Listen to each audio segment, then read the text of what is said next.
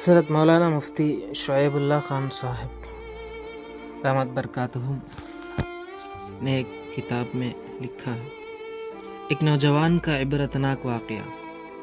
چند سال قبل ایک نوجوان میرے پاس حیدرآباد سے آیا، اور جب اس کو میں نے دیکھا تو ایسا معلوم ہوا کہ قبر سے کوئی مردہ اٹھ آیا ہو۔ انتہائی نحیف، آنکھیں دھنسی ہوئی، گال چپکے ہوئے، الغرض اس نے آتے ہی رونا شروع کر دیا۔ میں نے بار بار اس سے اس کا حال پوچھا تو ذرا سنبھل کر کہنے لگا کہ میرا حال کئی سال سے یہ ہے کہ سوتے ہی مجھے احتلام ہو جاتا ہے اور اس پر نیند کھل جاتی ہے۔ اس وجہ سے کئی سال میں ڈھنگ سے سو نہیں سکا، جس کی وجہ سے میری صحت انتہائی خراب ہے۔ میں بہت پریشان ہوں۔ میں نے کہا کہ کیا آپ نے کوئی علاج نہیں کیا؟ اس نے جواب میں بتایا کہ بہت علاج کیا، ڈاکٹروں سے بھی، عاملوں سے بھی، مگر کوئی فائدہ نہیں ہوا۔ میں نے اس سے سوال کیا کہ آپ کی مشغولیت کیا رہتی ہے؟ اس پر اس نے کہا کہ میں نے ڈگری پاس کی ہے، مگر ابھی تک کوئی کام نہیں ملا، اس لیے بیکار ہی ہوں۔ میں نے کہا کہ میں یہ نہیں پوچھتا، میں تو یہ پوچھنا چاہتا ہوں کہ دن بھر آپ کس کام میں مشغول رہتے ہو؟ اس پر وہ چونکا اور کچھ دیر خاموش رہا، پھر رونے لگا اور کہا، میں میرا وقت بلو فلم دیکھنے میں گزارتا ہوں۔ اس پر میں نے عرض کیا، کیا یہ اصل بیماری تو آپ کی یہ ہے کہ خدا کی نافرمانی معصیت آپ کا اصل روگ ہے؟ اس نے تباہ کیا اور تمہاری صحت و قوت و طاقت کو ضائع کر دیا۔ لہٰذا اس روگ کو باقی رکھتے ہوئے کوئی ڈاکٹر یا عامل اس کا علاج کرے گا، اور اس کا علاج ان کے پاس ہے بھی نہیں۔ کہنے لگا کہ اسی لیے کسی نے آپ سے ملنے کا مشورہ دیا۔ میں نے عرض کیا کہ سوائے توبہ کے، تریاق اور نیکی کی غذا کے کوئی علاج نہیں، لہٰذا سب سے پہلے اللہ سے توبہ کرو اور پھر اپنا وقت اللہ کے ذکر میں، تمہارے تلاوت میں لگاؤ۔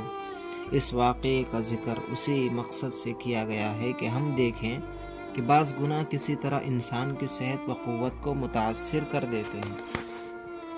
لذت گئی اور نحوست رہ گئی۔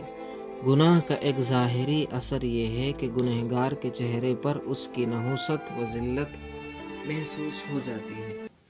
حضرت حماد بن زید کہتے ہیں کہ جب بندہ رات میں کوئی گناہ کرتا ہے تو صبح کو اس کے چہرے پر اس کی ذلت کا اثر محسوس ہوتا ہے۔ انسان کچھ دیر کے لیے گناہ کی لذت محسوس کرتا ہے، اس کے بعد یہ ذلت ختم ہو جاتی ہے، اور گناہ کی اس فانی لذت کے بعد اس کی دائمی نحوست باقی رہ جاتی ہے۔ حضرت سفیان ثوری رحمہ اللہ سے اور اسی طرح امام احمد رحمہ اللہ سے نقل کیا گیا ہے کہ اس کے معنی میں یہ اشعار پڑھا کرتے تھے، جو شخص حرام سے لذت حاصل کرتا ہے اس سے لذت تو ختم ہو جاتی ہے، لیکن اس کا گناہ اور عار باقی رہتا ہے، اور اس کے نتیجے میں برا انجام باقی رہتا ہے۔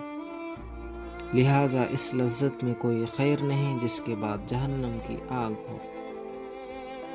اور ابو جعفر رحمہ اللہ نے حسین بن مطیر رحمہ اللہ کے اشعار سنائے، وَلَا تَقْرَبِ الْأَمْرَ الْحَرَامَ فَإِنَّهُ حَلَاوَتُهُ تَفْنَى وَيَبْقَى مَرِيرُهَا۔ حرام کام کے قریب بھی نہ جانا، کیونکہ اس کی لذت تو ختم ہو جاتی ہے اور اس کی کڑواہٹ باقی رہتی ہے۔ الغرض گناہ کے نتیجے میں طرح طرح کے عذابات، مصائب ظاہری بھی ہے اور باطنی بھی ہے، جسمانی بھی ہے اور روحانی بھی پیش آتے ہیں۔ ان سے بچنا ہر عقل مند کی عقل و دانش مندی کا تقاضا ہے۔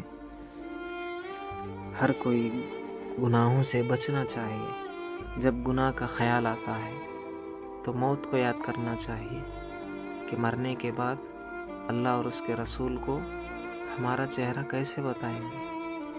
تو جب ہم سچی توبہ کرتے ہیں اور گناہ سے بچتے ہیں، اللہ تعالیٰ کو حاضر ناظر سمجھتے ہیں، جب بھی گناہ کا خیال پیدا ہوتا ہے تو فوراً توبہ کر لیتے ہیں تو اللہ تعالیٰ ضرور ہمیں گناہوں سے دور کر دے گا۔